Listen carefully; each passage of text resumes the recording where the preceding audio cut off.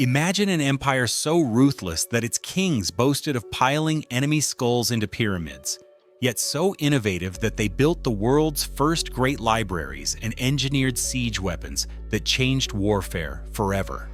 Picture armies thundering across the ancient Near East, conquering from the Nile to the Persian Gulf, leaving behind palaces adorned with winged bulls and tales of divine fury. This isn't a Hollywood blockbuster. This is the real story of the Assyrians, a people who rose from a humble city-state to dominate the cradle of civilization.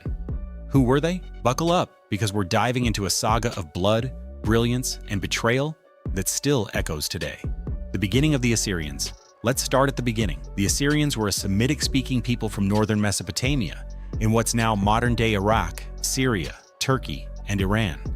Their heartland centered around the city of Assur, perched on a rocky outcrop overlooking the Tigris River, founded around 2600 BC, named after their chief god Ashur, a deity of war and empire.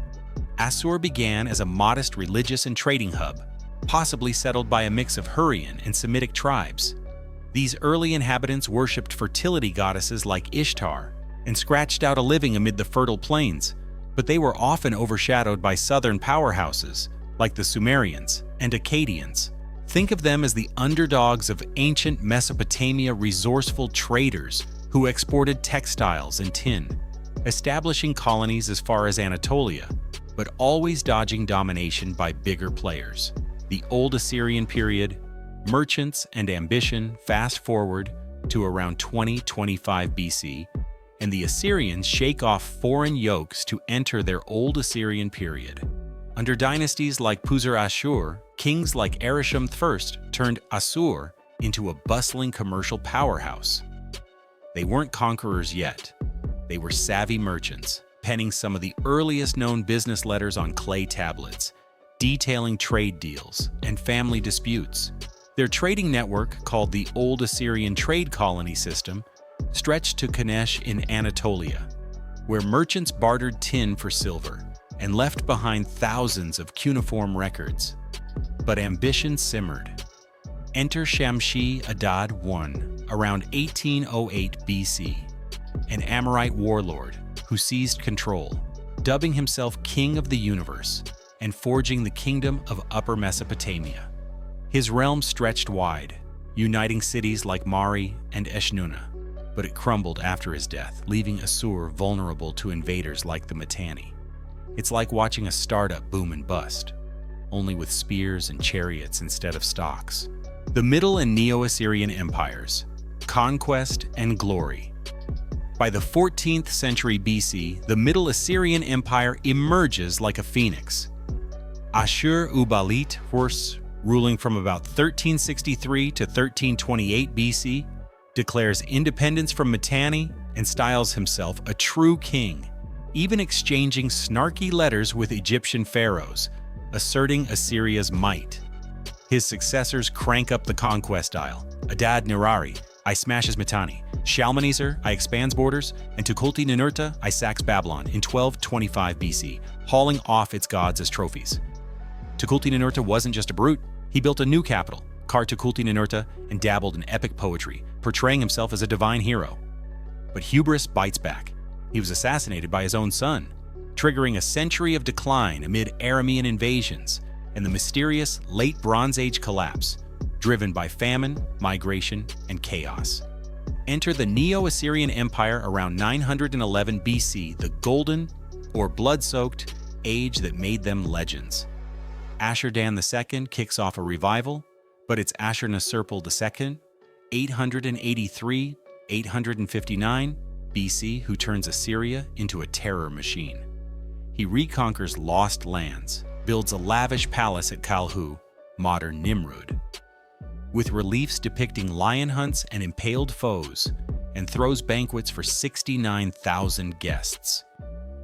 His son Shalmaneser III clashes with coalitions at Karkar in 853 BC, facing off against biblical figures like Ahab of Israel. Tiglath-Pileser III, 745–727 BC, revolutionizes the army with professional soldiers, iron weapons, and siege engines like battering rams on wheels. He deports populations to break resistance, a tactic that scatters the 10 lost tribes of Israel. The Sargonid dynasty takes it further.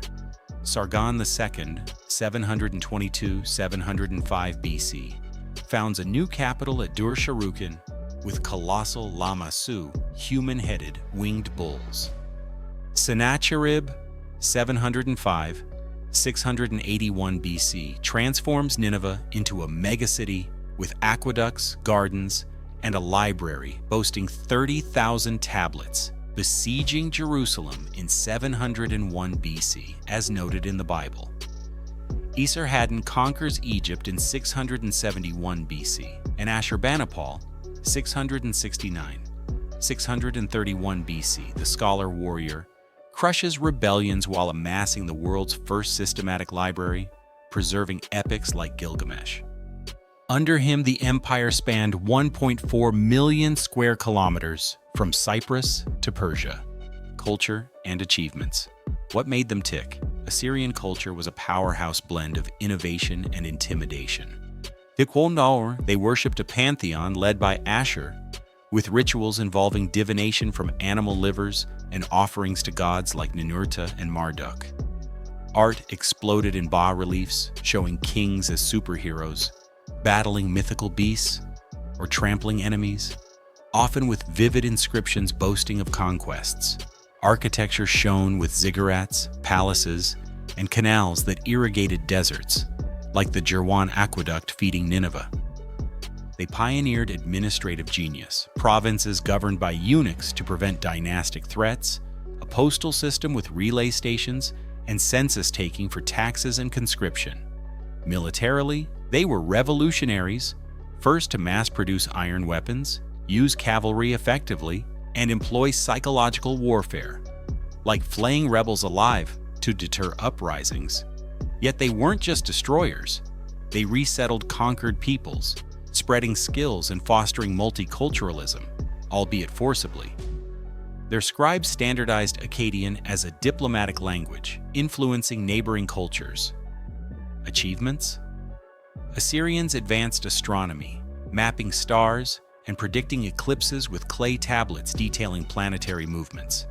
Tricks, their math, using a base 60 system, influenced later Greeks, and medicine included herbal remedies, surgery, and even early dentistry.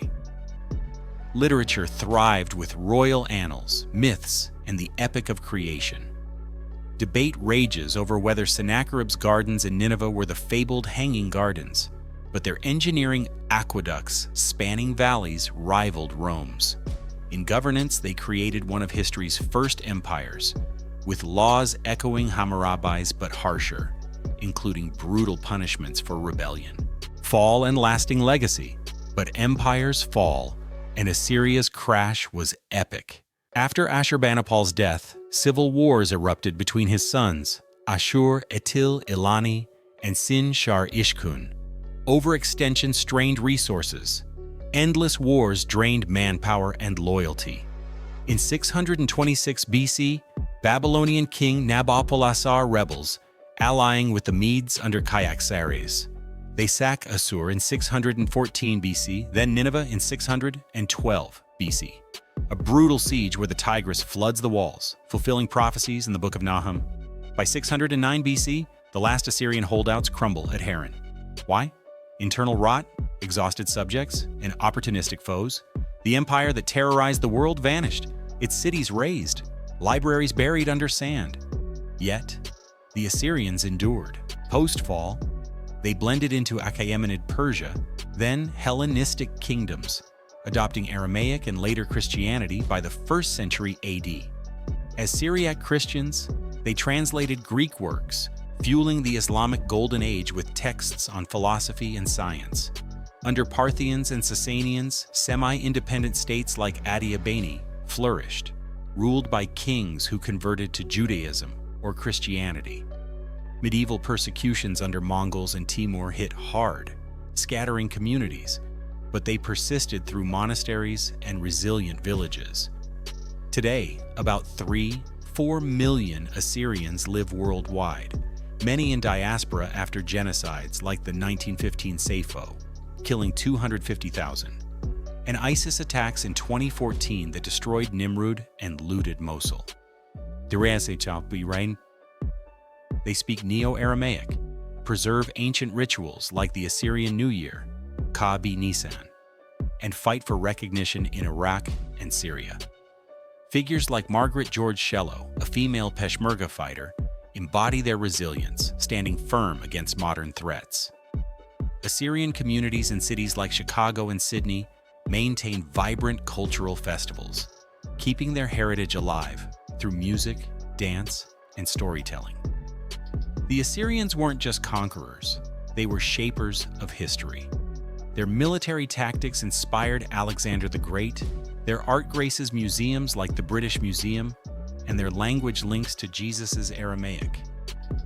Their story reminds us, power built on fear crumbles, but innovation and spirit endure, from ancient ziggurats to modern diaspora churches.